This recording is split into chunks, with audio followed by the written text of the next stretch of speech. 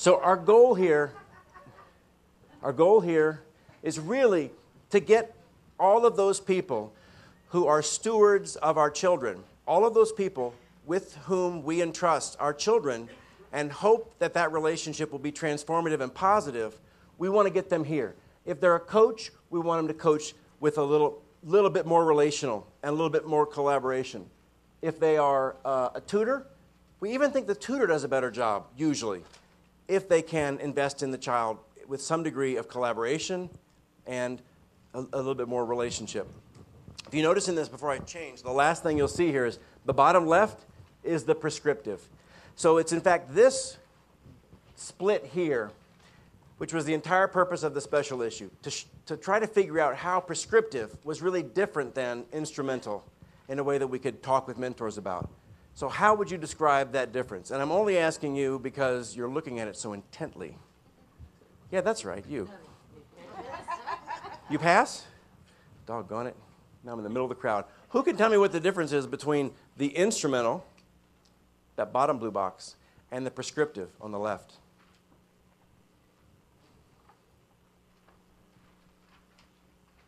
Because if you can't tell, I got to start the presentation over because I haven't been very clear.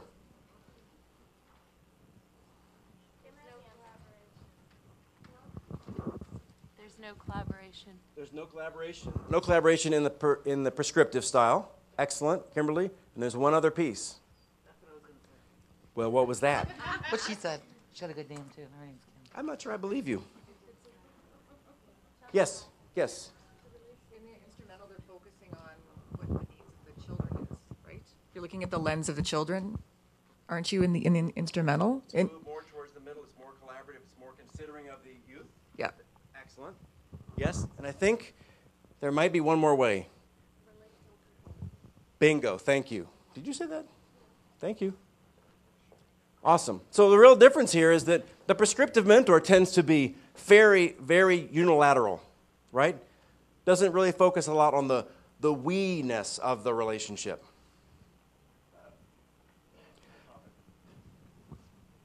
Let's look at these a little closer, and then we're going to move on.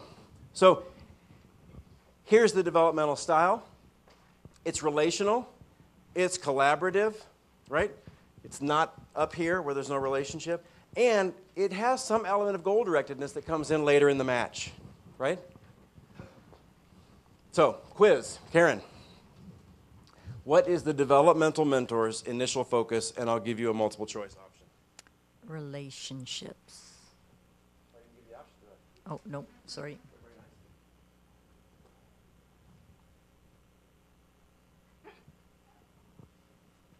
Being relational. Okay. This likes you much better than me, Wayne. Whoa. This thing, it really likes you. You could have told me that earlier. How long? 1 hour into the talk, and you tell me it's infrared. I thought I could trust you. I need to trust my therapist. This is an empathic break. We'll get through it. What's that? But am I paying for it? Okay, the role model. What does the role model see as her primary purpose, Deborah? Play. Wah, wah, wah. How about convention goals? Good job, you got it. Okay, how do the bores, peers, jokers, and preachers make kids feel? Oh. That was a surprise. Um, Did somebody say bored? Giving her the option. How do they make the kids feel? You didn't give them a... If you're in a relationship with somebody who is a bore, a peer, a joker, how are you feeling? Based on this, frustrated and disconnected. I think so. You feel unimportant, right? Lastly, how do the developmental mentors decide what they're going to do? Karen Shaver. Collaboratively. You got it. All right. Give her a T-shirt. Okay. Now, I'm going to throw out one more gender thing. I don't know what the use of this is, but I go there, right? The top grid that was about relational stuff, I had a hard time coming up with terms that fit in there. Joker, peer, preacher, that was kind of a stretch. But these are all roles that adults often play in the lives of youth, right? Journey persons, which I just learned today. Coaches, colonels, tutors, teammates. I find it interesting that these more goal-directed activities that are the ones that men are more likely to engage in based on my research, sorry guys, seem to conform with these known roles, whereas the other stuff is unclear and somewhat vague. It ain't for nothing that me and Mike, another Mike, created this. Two men created this. If Karen and Tracy created this, I would bet that the top terms would have more meaning. But actually, you might have chosen altogether different terms. But it just strikes me a little bit that these are common roles. But every one of them can be improved if we become a little more relational and a little more collaborative. You got it? Oh, it really does work well on this side. Okay.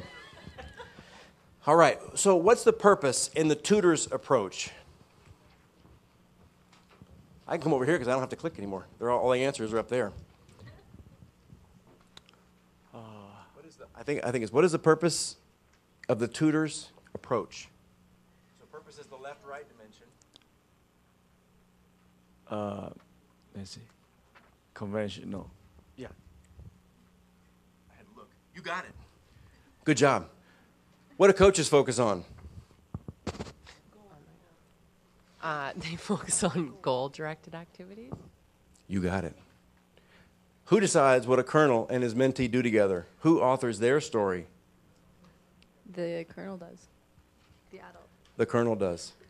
And who's really glad they're not sitting on the front rows right now? Okay, so the biggest difference between the instrumental mentor and the prescriptive mentor, we've talked about. Somebody should be able to tell it to me and get me out of the thicket over here. I think I asked the exact same question the last time I was standing right here. Collaborative and relational. Thank you so much. What size shirt would you like, young lady? You go. That's very nice. Okay. So this is the breakdown of those relational and goal-directed conversations that you see.